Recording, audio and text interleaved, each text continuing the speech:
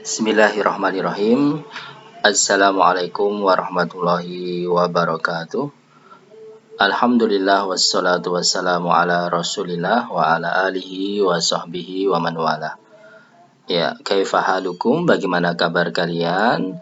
Ya, alhamdulillah. Semoga Allah Subhanahu wa taala senantiasa memberikan kesehatan dan perlindungan bagi kita semua. Tetap semangat belajar menuntut ilmu ya.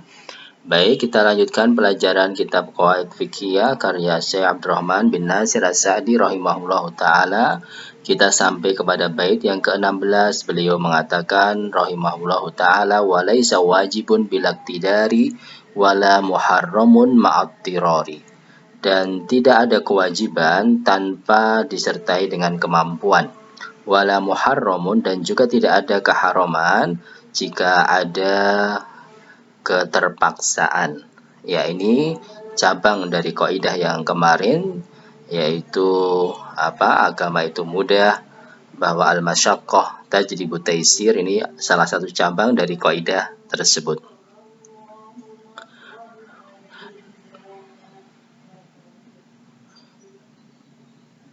Ya. Baik,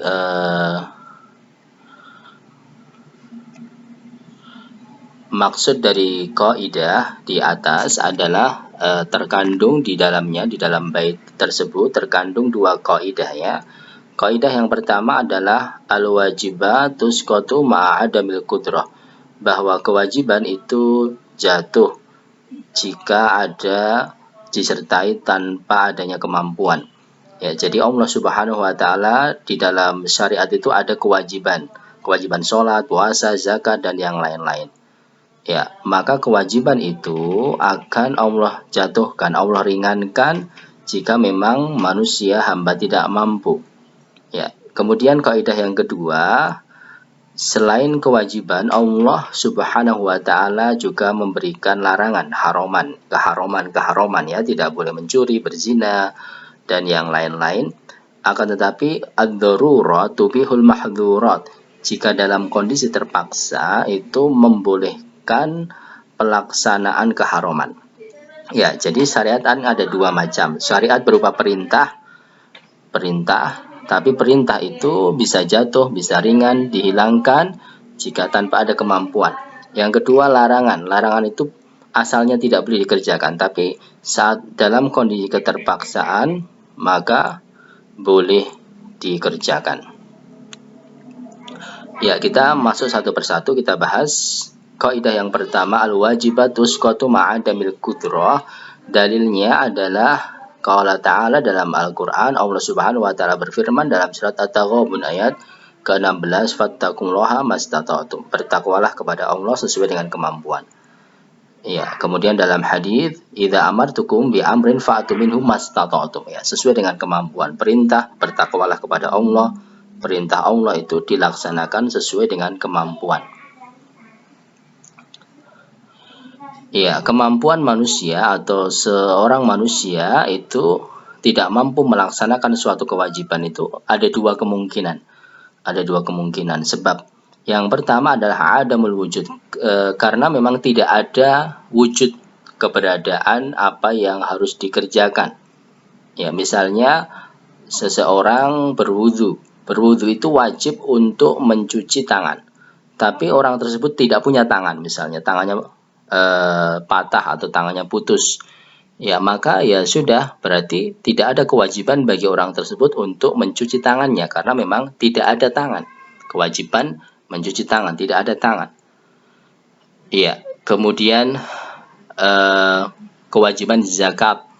Ya, ada seseorang tidak punya harta atau hartanya tidak sampai nisab, ya sudah, berarti tidak wajib untuk membayar zakat karena tidak adanya wujud dari apa yang harus diwajibkan tersebut. Ya, kemudian yang kedua adalah adamul qudrah, tidak adanya kemampuan. Sebenarnya ada, wujudnya ada, tapi tidak mampu. Ya, contohnya apa? Contohnya seseorang berwudu tadi wajib mengusap tangan ya. Tangannya ada, tetapi sedang sakit. sedang patah tulang atau sedang luka, sehingga para dokter menganjurkan tidak boleh kena air. Ya, maka berarti jatuhlah kewajiban mencuci tangan saat wudhu karena tidak ada kemampuan walaupun ada dia punya tangan. Ya, seperti itu. Atau sholat wajib berdiri tapi dia tidak mau berdiri padahal punya kaki tapi karena sedang sakit, ya sudah, berarti memang dijatuhkan, diringankan untuk boleh duduk. Ya, ada dua kemungkinan tersebut, seseorang itu tidak mampu melaksanakan kewajiban karena tidak adanya wujud atau tidak adanya kemampuan. Kemudian yang perlu diketahui selanjutnya adalah al-wajibat itu ada dua macam. Yang pertama al-wajibat la tataba'at, kewajiban yang tidak terpisah-pisah tapi merupakan satu kesatuan. Yang kedua adalah al-wajibat tataba'at, kewajiban yang terpisah-pisah menjadi beberapa bagian. Yang pertama contohnya apa? Puasa, kewajiban puasa. Puasa itu kewajiban. Dan puasa itu merupakan kewajiban yang la tataba'at, tidak terpisah-pisah, terpotong-potong menjadi bagian. Puasa itu ya menahan dari makan dan minum dan pembatal puasa sejak terbit fajar sampai tenggelam matahari jadi satu. Maka dalam kondisi seperti ini, jika seseorang tidak mampu melaksanakan sebagian kewajiban, maka kaidahnya jatuhlah semua kewajiban. Jadi kalau ada seseorang, misalnya saya mampu puasa dari terbit fajar sampai jam 12 siang saja, tapi setelah jam 12 saya tidak mampu, maka karena puasa itu la tataba'at, ya sudah, kamu nggak usah puasa sekalian total karena kamu memang nggak mampu, sakit atau yang lain. Dan tidak boleh dia puasa sebagian. Ya, misalnya saya hanya mampunya sampai jam 12, ya saya puasa beduk atau puasa jam 12. Ini tidak ada, bukan ibadah tersebut dan tidak berpahala dan tidak disyariatkan seperti itu karena itu kewajiban yang la tataba'at. Ya sudah, kalau tidak bisa sebagian tinggalkan keseluruhan. Kalau tidak bisa sebagian, tinggalkan semuanya dalam kewajiban yang la tataba'at seperti puasa.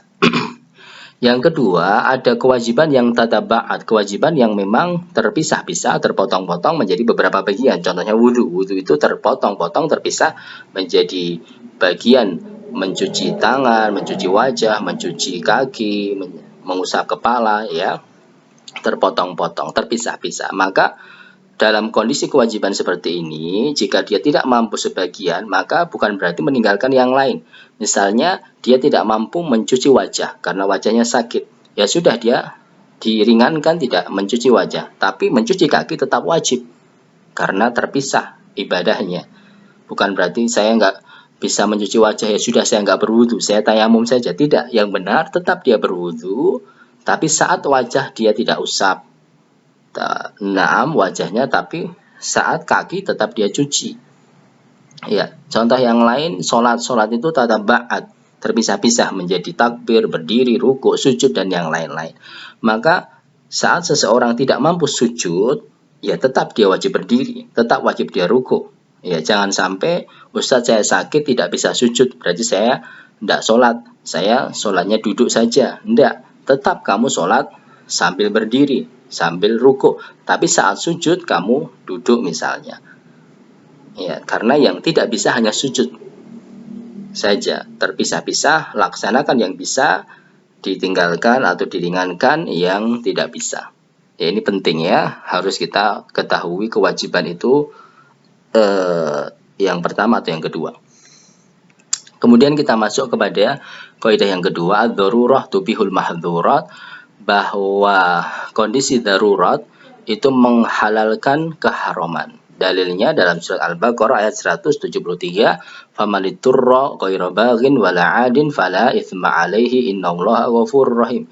Siapa dalam kondisi terpaksa, dalam keadaan tidak menginginkan dan tidak berlebihan, maka dia tidak berdosa melaksanakan keharaman tersebut. Sesungguhnya Allah Maha Pengampun, Maha Penyayang.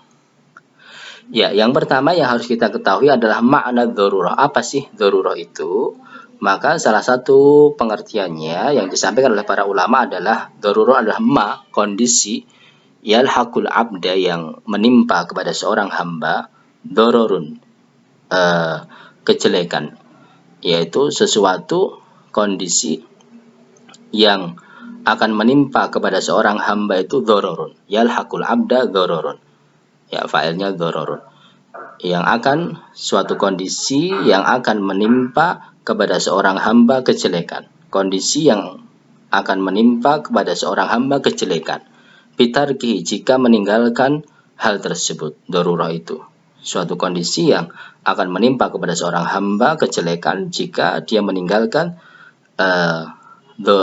mahdur, sesuatu yang haram tersebut. Bihaitsu la yakum maqamahu ghairuhu. Dari sisi tidak ada layakumu maqamahu ghairu, tidak ada penggantinya, tidak ada pilihan yang lain. Ya, ini dzarurah. Ya, seperti misalnya seorang dalam kondisi lapar, ya, di depannya ada bangkai. Ya, maka kalau dia tidak makan bangkai itu akan doror, mati, nyawanya akan hilang. Dan tidak ada pilihan yang lain, tidak ada makanan yang lain. Ya, maka ini doror, dalam kondisi doror. Ya, akan meninggal atau akan yang lain, ya, doror. Ya. Kemudian tetapi ada syarat, ya, tidak sembarangan penerapan kaidah ini. Syaratnya ada 4. Yang pertama, antakun darurah tandafi bi fi'lil mahdzur. Yang pertama syaratnya bahwa darurah, kondisi terpaksa itu harus yakin bisa hilang dengan pelaksanaan keharaman. Jika dia melakukan haram itu yakin pasti kondisi darurahnya itu hilang. Ya, seperti tadi di depannya ada, dia lapar, kelaparan, dia khawatir meninggal, depannya ada bangkai. Dia yakin kalau dia makan bangkai itu dia hilang rasa laparnya. Ya. Naam, ini. Ya, kalau sesuatu yang tidak meyakinkan, hanya sekedar berita burung yang tidak meyakinkan, tidak boleh. Misalnya apa, ada seseorang sakit, tidak ada obat, belum menemukan obat, kemudian ada tetangganya mengatakan, kamu makan daging tikus, kamu makan daging tekek misalnya, atau daging anjing misalnya. Ya, maka ini tidak bisa diterapkan karena yang pertama bahwa dalam hadis tidak ada obat itu dari sesuatu yang haram. Kemudian apakah dia yakin dengan makan daging yang haram tersebut, daging tikus atau daging anjing itu pasti penyakitnya hilang? Kan tidak ada penelitian, tidak ada sesuatu yang pas membuktikan, hanya sekedar kabar saja, maka tidak boleh. Kemudian syarat yang kedua, antakunal mahdzur aqall minadz dzarurah. Sesuatu yang terlarang itu lebih ringan daripada yang kondisi keterpaksaan itu. Ya, misalnya apa? Seseorang diancam, kamu harus mencuri, kalau tidak mencuri kamu saya bunuh, maka boleh dia mencuri karena apa? Darurahnya itu nyawa, sedangkan mahdzur keharamannya itu mencuri, dan mencuri itu berkaitan dengan harta lebih ringan daripada nyawa. Tapi kalau dibalik tidak boleh, ya, kamu harus kamu harus membunuh orang lain. Kalau tidak membunuh orang lain, hartamu saya ambil. Ini tidak boleh. Kamu harus membunuh karena membunuh itu nyawa lebih tinggi daripada harta. Tidak boleh dia membunuh dalam rangka mempertahankan harta. Atau kamu harus membunuh dia. Kalau tidak membunuh, kamu saya bunuh. Ya, nggak boleh karena seimbang. Seimbang tidak boleh. Yang ketiga, an yakuna dharar darurah mutayakinan husul.